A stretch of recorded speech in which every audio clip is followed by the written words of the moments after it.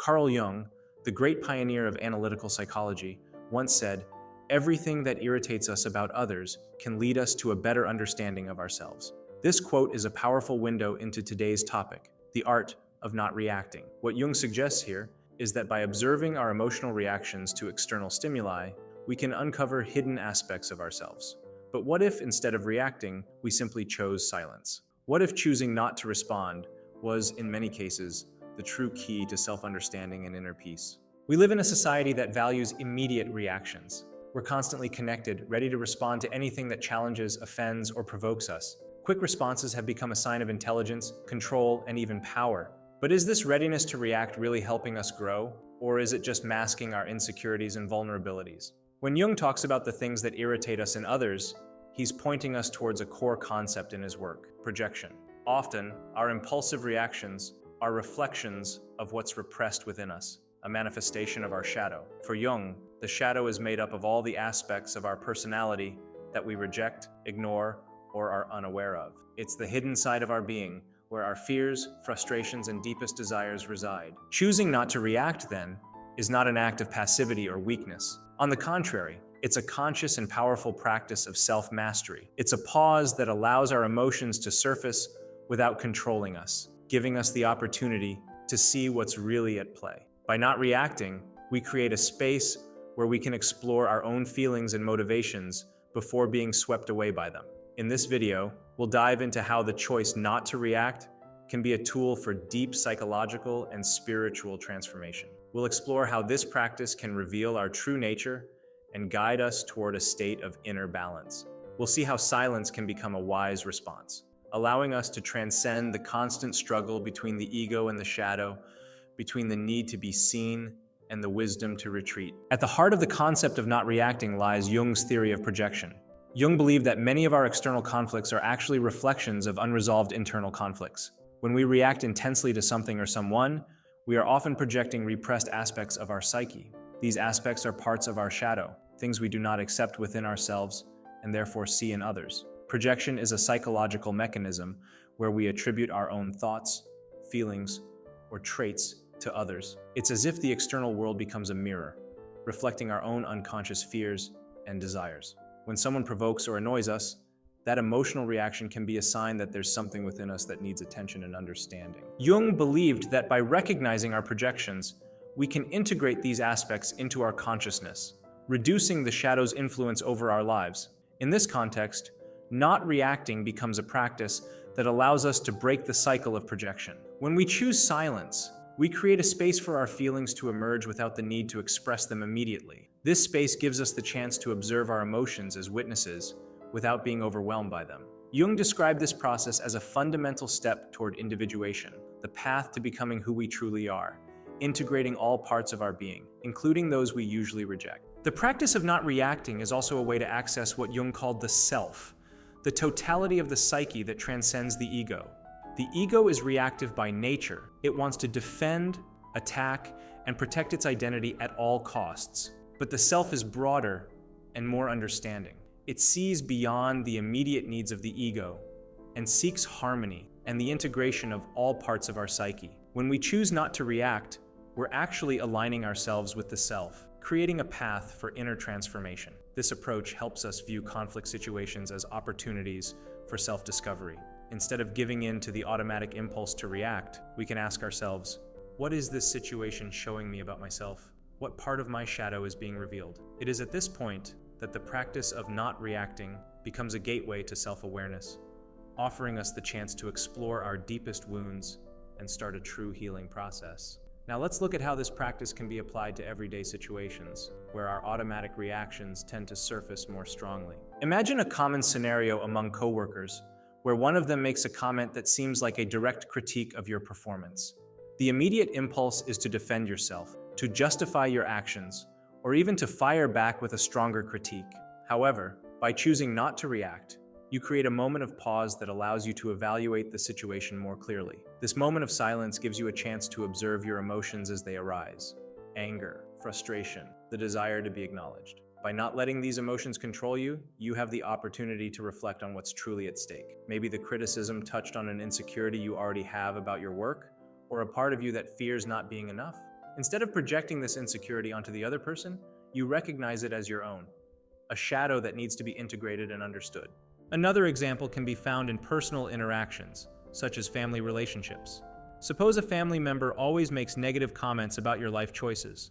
Each comment might feel like a provocation, an attempt to undermine your confidence.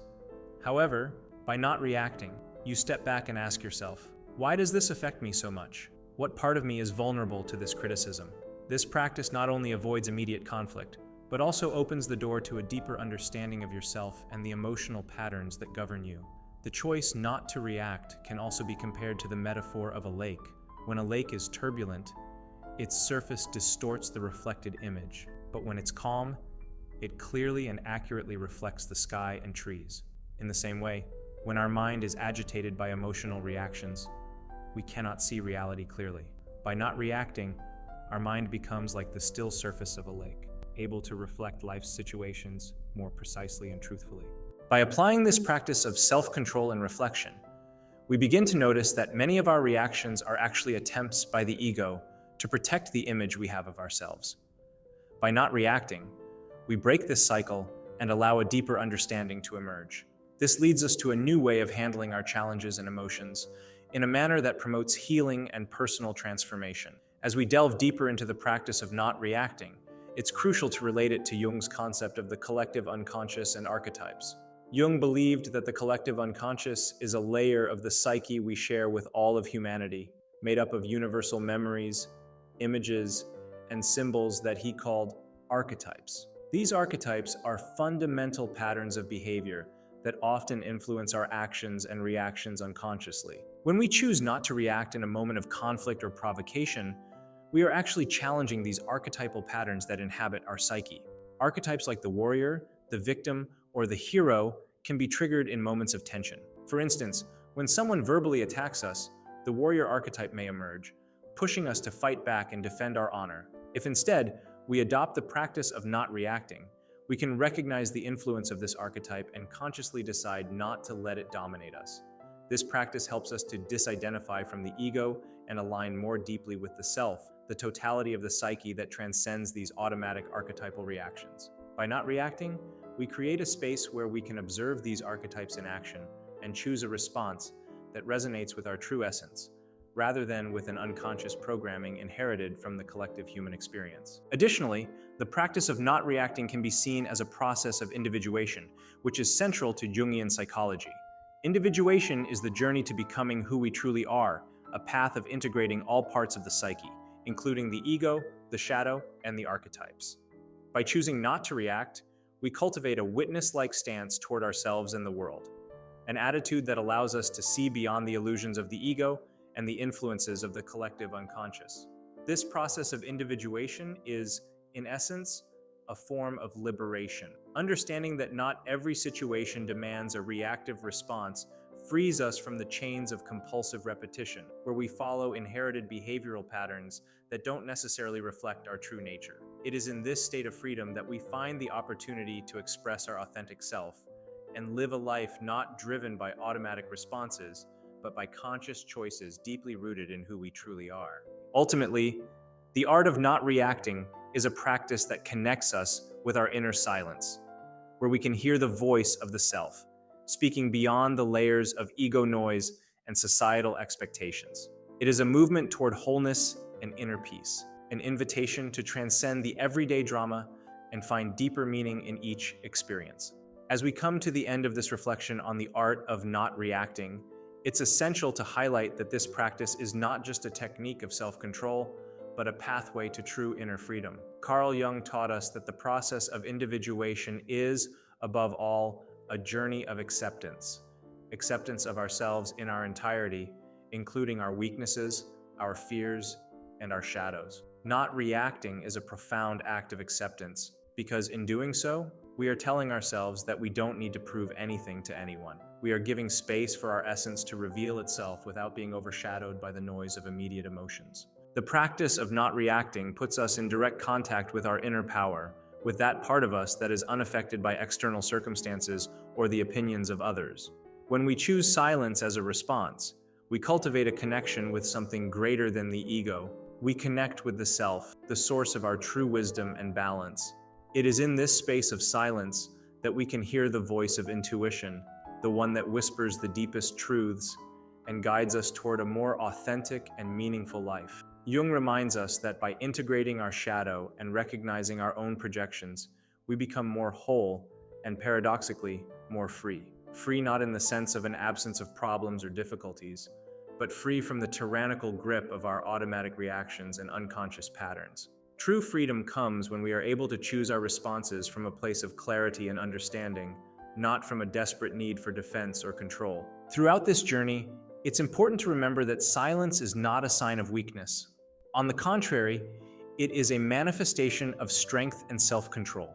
Choosing not to react is a conscious decision that requires the courage to face the inner storm without fleeing from it or being swept away by it. It is an opportunity to transform conflicts into self-knowledge and to use every challenge as a stepping stone to a higher level of consciousness and peace.